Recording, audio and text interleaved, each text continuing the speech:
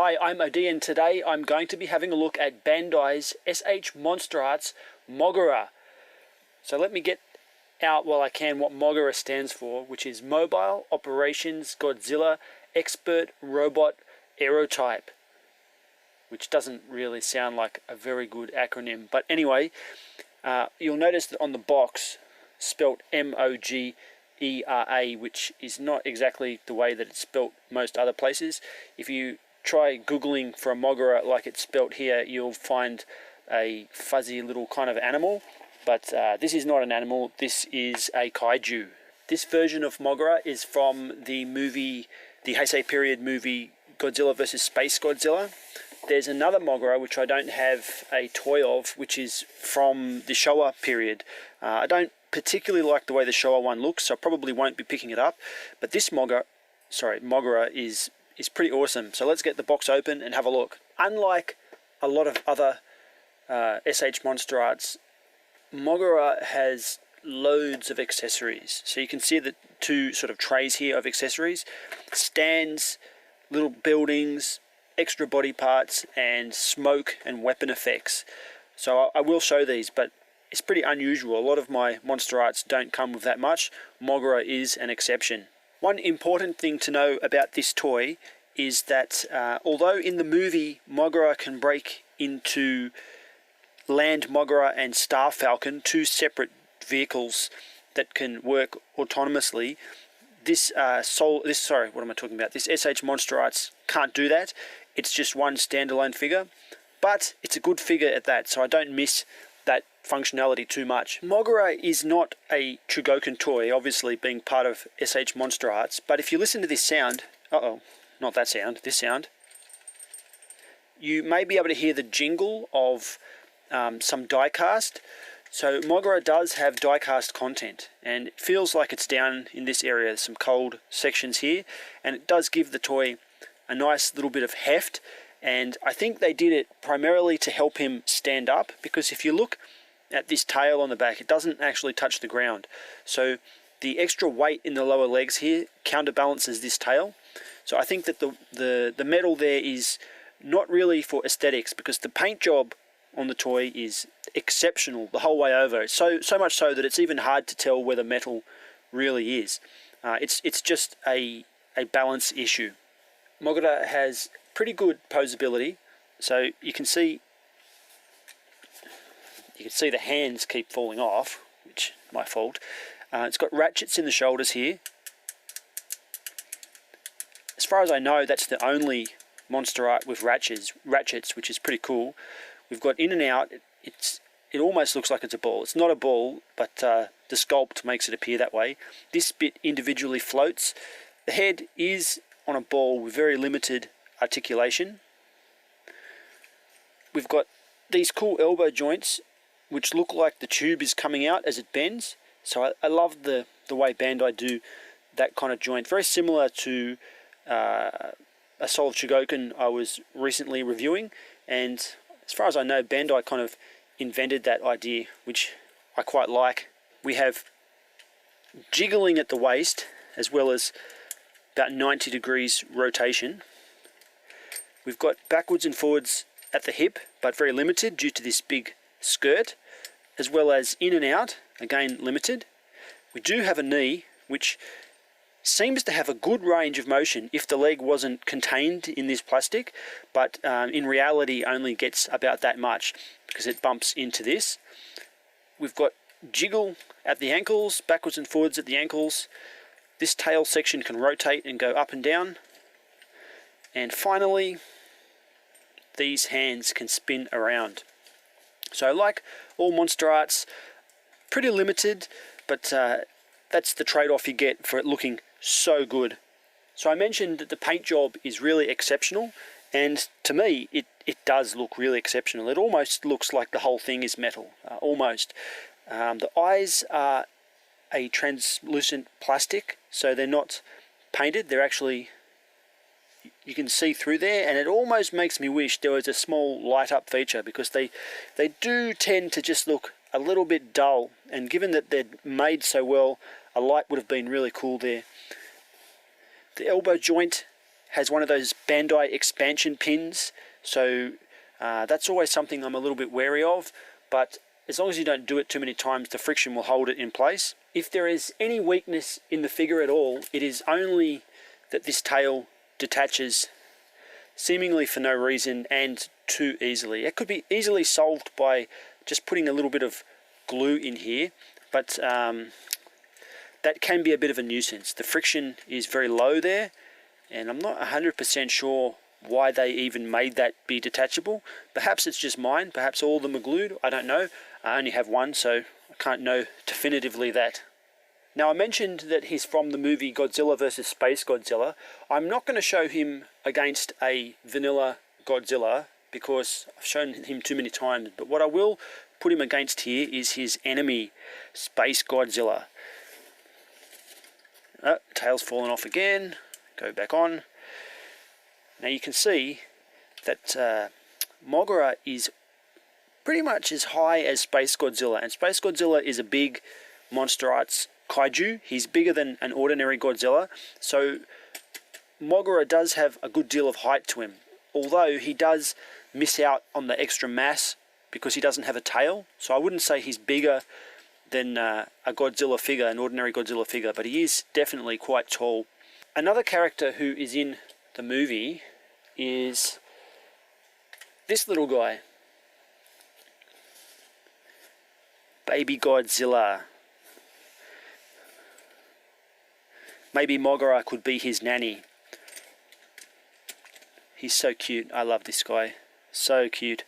Here we have Moguera next to a chogokin Kiryu. So I've reviewed this Kiryu on my channel previously if you want to know more about it, but you can see they don't stack up exactly right. The chogokin is a little bit taller, and it won't be necessary to put these together for much longer because Bandai has just announced an S.H.Monsterarts Kiryu, which is probably going to be exactly in scale with the Space Godzilla, so I can't wait to get that. I've got it on order. I think it's about $95, which seems a little bit steep, but given the track record, I had to order that.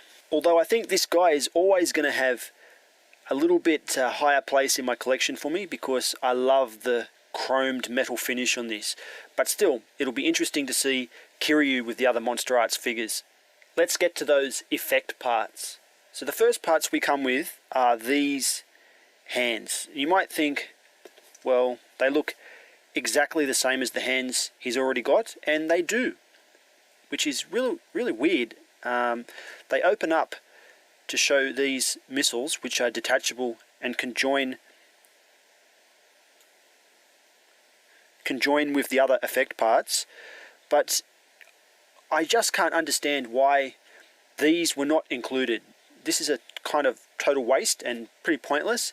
It could easily have been shipped like this and no one would have known that this other unmovable part was even necessary. The next effect is this M.O.G.E.R.A to replace the central section of his chest, and you can see it's got that typical M.O.G.E.R.A design of the kind of pyramid on top of a dish. To get that out, there is no way to grasp this bowl to pull it out, so what we need to do is detach the backpack like this, and you'll see a little button. So I'm going to push that button and it pops out the chest, and you can just grab a hold of it and remove it. Close the backpack, tail falls off again, a little bit annoying. And on this M.O.G.E.R.A there's a groove, like an edge running across the top there, and it has to slot in with that in the upwards position. It goes in nice and easy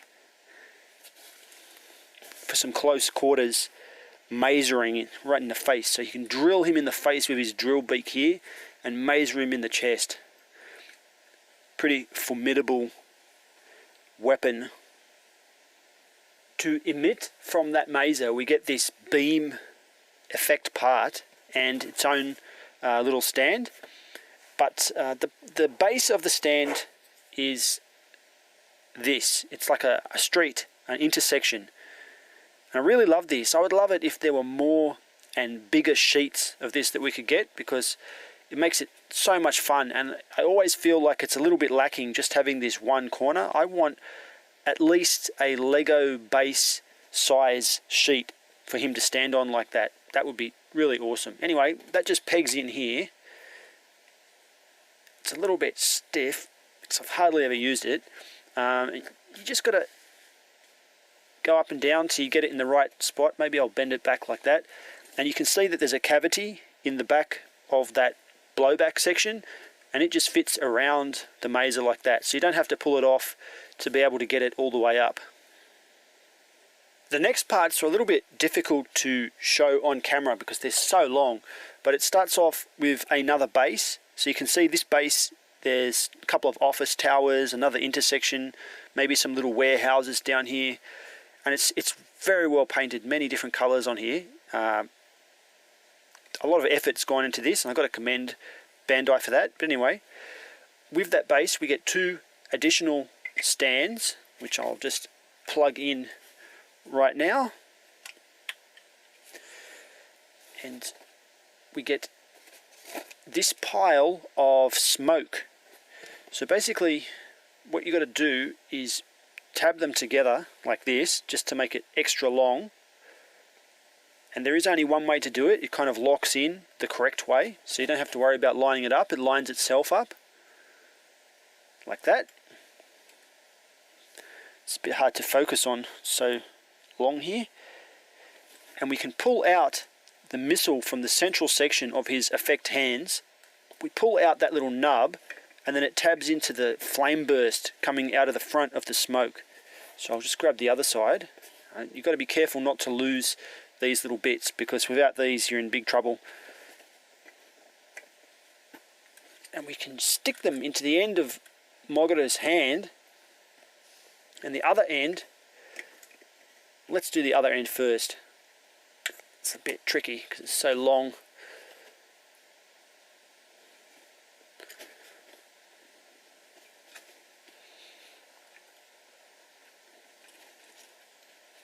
I've done my best here to fit it on the camera, but as you can see, it is extremely long.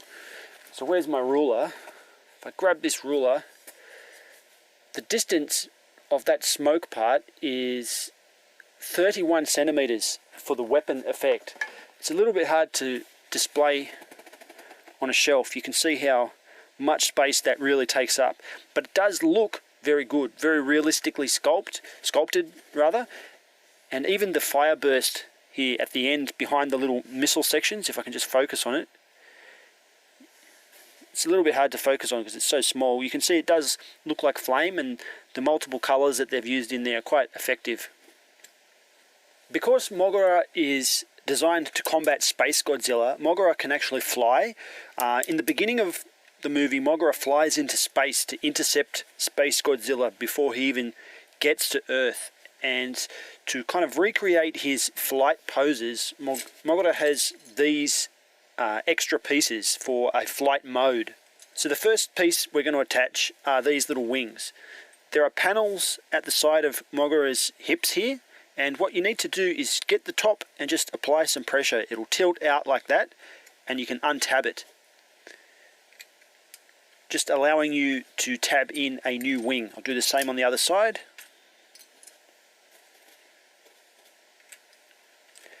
There we go, wings attached. The next section to detach is, well, let's pull off the tail so we can get a better grip. Put your hand under this and just pry up this panel on the back, and another wing section can tab on where that panel was.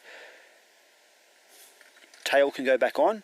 It's very close here. You can see that there's a little bit of touching between the back panel of Moguera and that tail section. So when this wing or tail fin is on, it's not a good idea to turn him at the waist very much.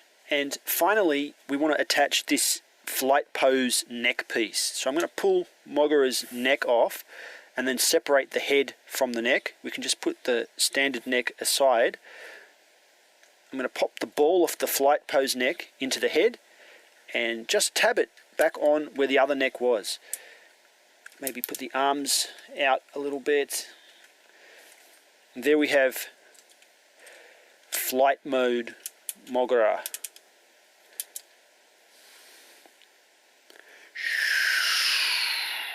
I can't believe that those wings are actually any use whatsoever. You know, it's kind of cool little bit of flight aesthetic there, but they don't really do much. The neck's a nice touch, being able to bend up like that.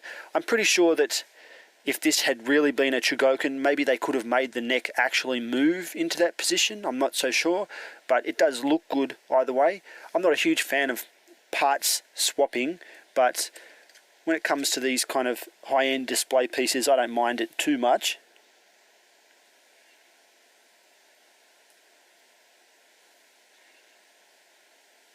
One little nice touch is that in the back, the sole of the feet, and in the end of the tail, where his thrusters are, these are not just painted on. There is actually a coloured sheet underneath a see-through piece of plastic. Totally unnecessary, but still nice and appreciated touch. No one probably would have made any bad comment if it had just been painted, but it's more than that. It's where that's where the money goes in these figures. Those little details. My final thoughts on Moguera.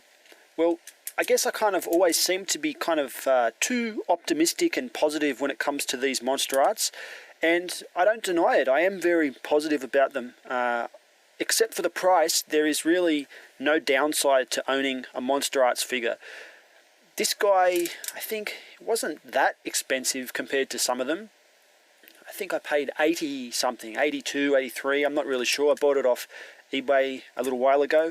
I don't regret it at all. I think the value for money with this guy is particularly high in the scale of Monsterarts, given that he's got all those effects parts, die-cast, clicky joints. There's really no downside to this figure. Some people might stay away from the character just because he's not one of the kind of marquee characters, you know. Not everyone will know who Moguera is or care, but I don't think that should hold anyone back from buying the toy.